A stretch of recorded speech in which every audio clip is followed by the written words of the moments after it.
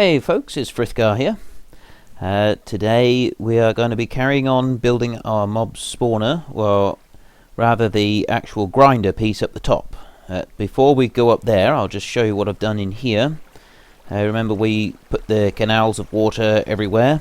I've gone round and removed all the torches from the corners and placed one in the centre of each spawning block so that we can remove them nice and easy when we come to finish. At the end, we'll start at the centre and we'll work our way out, removing all the torches. You'll see that when we get to it. We're going to go up the mob elevator so you can see how it works. Mobs get pushed into here, and then they start climbing up, because remember, mobs will always swim upwards when they're in water. And the reason we use signs on the wall instead of ladders, because you probably have noticed that ladders could work, but the reason that we use the... Oh, it's nighttime up here. And there's a creeper coming over to put a damper on things, as usual. Right, we'll see if we can take him out without destroying everything. There we go. And we'll run over to our bed and get a bit of sleep. A little bit of shut-eye. Before we carry on and try and build everything here. Run down here. We will soon make ourselves a decent house. This camping out in the open is all well and good, but it's a little bit overrated, I feel. So we're going to build up the rest of this elevator. Remember that mobs always swim upwards, they never swim downwards. So we can just continue up like this. I want to build it up a couple of layers just to get it up above the ground, and then that's probably high enough there. Whoa! See that? Incidentally, if you're behind a piece of glass when the creeper explodes, the glass will get destroyed, but you won't take very much damage at all. They don't do very much damage to glass, or to you behind glass. It acts as a surprisingly good shield. So it's just a little bit of Minecraft trivia there for you. So, and another one. Goodness me. Where did he come from? That could have been very messy. That could have been very messy indeed. So, we will also, when we've got round to tidying this place up, we're going to put fences all over. We'll put them all the way round our hill and light everything up so that we can get rid of some of these mobs that are constantly spawning. So, let's climb back up on top. Another one. Right. We'll put some more signs on the wall here. Put them in there, and we'll bring it up to this height. And from this point up, it's a little bit more complicated, but what we're essentially going to do is to bring the mobs up, and then we're going to push them across that way, and then they'll continue up a bit further into a solid area of water where they'll drown. We don't want them to drown here, or all their drops will go all the way back down to the bottom of the elevator, which won't do any good at all. So let's jump down here. I'll build a set of steps onto the side temporarily so that we can climb up and down. Let's just make sure there's no more creepers around. I can't see any, but you never can tell with these things. We'll get a couple of buckets down here like this. I'll want the sword. Yeah, that'll do. So scoop up some water out of our infinite water source and come back up on top. Now we've placed our signs like so. Put a water block there, a water block there, and a water block there. So we want to push the mobs that way. So we want to bring the side up 2 more. That was not supposed to be there. Unfortunately, you cannot save glass. If you put glass in the wrong place, that's it. It's lost forever. This is where it starts to get a little bit more complicated, and you have to bear with me because I got to sort of talk my way through it at the same time. And if we put one there, is it going to push us out? I do sometimes have this one 3 high if I can't quite get the get it all to sit right. So I'll need to put a sign over the other side in a minute. Let's go and refill these 4 buckets. 4. Climb out. You spend a lot of time running up and down with buckets of water when you're building this thing. Let's drop that one there. Might just put a ladder up on the side. It might just be a bit easier to figure things out. So we put a sign there to hold that water block back. I'll put another one up there like that. Whoops. Now we want a water block up there, and then we're going to send things out this way. So what we'll do for that to start with is get our glass. Now I use glass purely because I can keep an eye on what the mobs are doing. You don't have to. You can use a solid block if you want. The mobs won't burn up inside. Let's bring it over to there, and then we'll come out and down. Now you don't have to use glass at all. You can use a solid block and keep them buried inside. Like I said, the only reason I do it is because I want to see what the mobs are up to. Quite satisfying to see them all coming along and meeting their untimely end at the hands of the grinder. So we place those there, and a couple more here like this, and a couple out each side. I'll build a bit of steps like this. Right, I'm going to bring that out to the side like that. There. Now what we need is for the water to flow out this way. It's going to flow out and down into this next piece. So we'll bring that glass block along there, and we'll bring that one out along there. Now temporarily, just so that I don't get pushed off the edge, I'm going to put a sign here and a sign here. Those I'm going to remove. If we place a water bucket here, we get pushed back, and if we place one down here, that should also push us back. So we'll remove that one, because we need to double check that everything is pushing us in the right direction. We don't want anything pushing us in the wrong direction. That's quite crucial to the way that this one all works. So we put one water source there, come up here, and we put one water source here. Now that's going to push everything out that way, but the problem is anything that comes up here is just going to sit and dance at this point. So this is where we need to go a little bit higher, and so what I do is I bring it up one more block all the way round like this, and then I put a water source there which pushes them out that way, and then place another water source. Where do we want that one?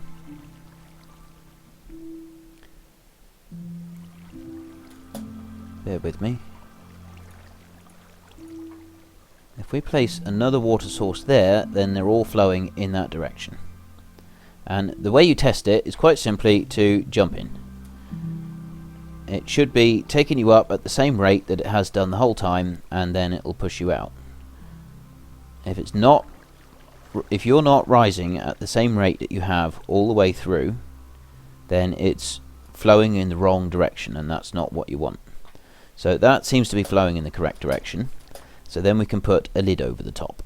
We place one there, there, there, so on. It's up to you how you put the top of your mob spawner. I used to put it as solid blocks, but you did have to then make sure you had torches on top so you didn't get any mobs spawning up. That way everything is pushed out this way. There is no way for a mob to sit, and let's check in this corner. As soon as he gets up to there, he gets pushed back this way.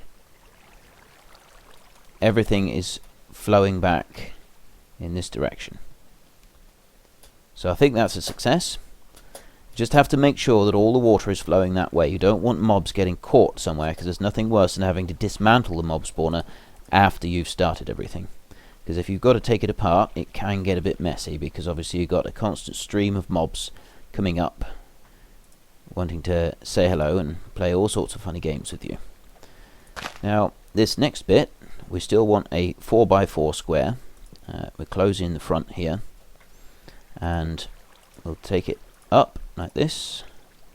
Now, there's a couple of bits that we need. We will need a hopper. So I'm going to go run up here quick, back up to our crafting table and supplies, and I'm going to build a hopper.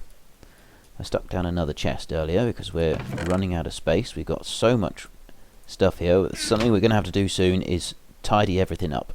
It's getting a little bit too messy. So we'll make a couple of hoppers and a couple of extra chests. 1, 2, 3, 4, 5, and 6. Oops, there we go. Right, 6 chests.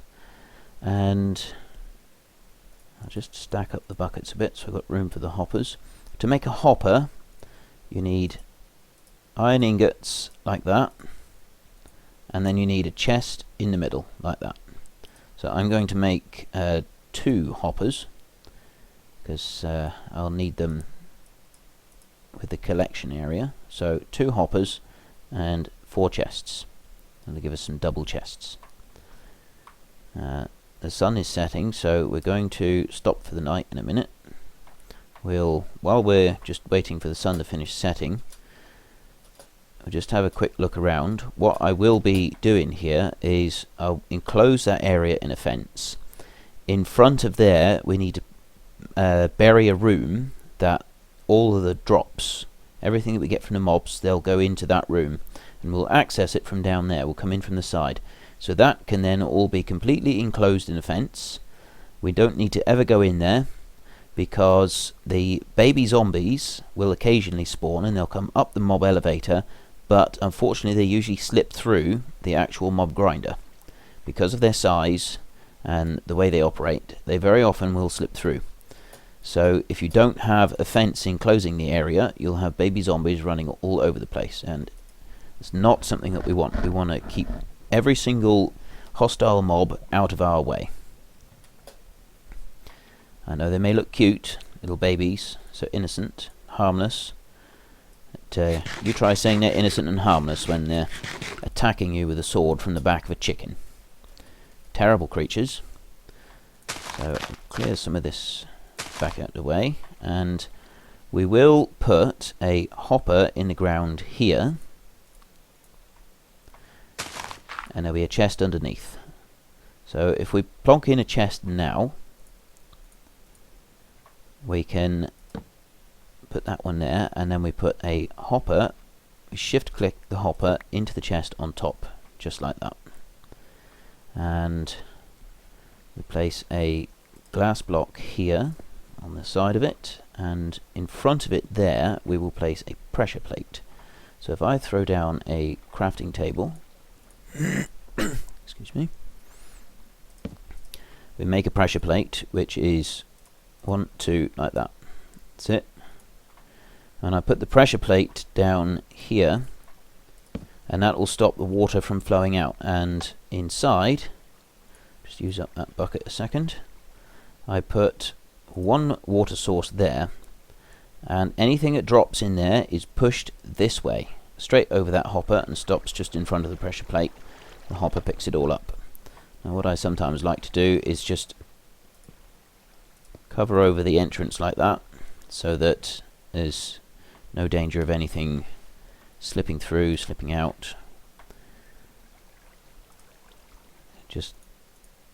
Sorry, I'm just getting a few more buckets of water so that we can go back up and carry on building this elevator. Right, we come back up, and this room on this side, this will also need to be a square. Chuck down some more glass. I will have to go and get some more glass in a minute. And you bring out the edge of the room like so. Bring this one out. We build up the sides here and here. I won't worry about that for a minute. And cover over the top of this one like that, so that just the water can flow out and nothing else will flow out. Then down here I will put a sign on the side wall like that, and then opposite corner I'll put a sign on that side wall there, and place one there. Actually, my mistake. We'll get rid of that one. This is where I break the glass. Nope. Excellent. Place a ring of signs. So one on that side and one on that side. That'll stop any water from dropping down. We want to put a water block here. And we don't need to alternate everything now. We can do it like this. We can do it in a single block like that. Fill these buckets back up, and then from here I can place a sign, and here I can place a sign. I put a water bucket there, and I put a water bucket there. Bring it round. This isn't the most exciting of episodes, and I do apologise. It does take a little while to establish what you're doing with your mob elevator and how you're going to have your mobs running in and out. And you've got to make sure you get it right, because if you don't get it right, you end up with all sorts of issues. Now, this is going to be another point here. I'll get rid of these two signs here so we can see how the water flows in. I'll pick that one up quickly. And climb up onto here. Fill in there and there. Right. Now the water flows in this side, and then the mobs will rise up from here. And if you... sometimes you might want to take it a little bit higher than this, because you might find that the mobs are coming over and they're dropping down instead of rising up the way they should. I don't often find that I have a problem with that. Not once I get... as long as you've got a couple of layers underneath of water, so that when the mobs come over and they drop into it, they pick up and they start rising. So let's place a sign on that side there. Alright, now I need to get down and collect a little bit more water. As I said, you are spending a lot of time doing this, running up and down, fetching water. And that's the end of my infinite water source. Just fill that back in again. I'm going to run into trouble.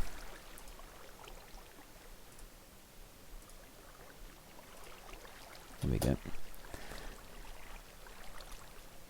Now we come back up.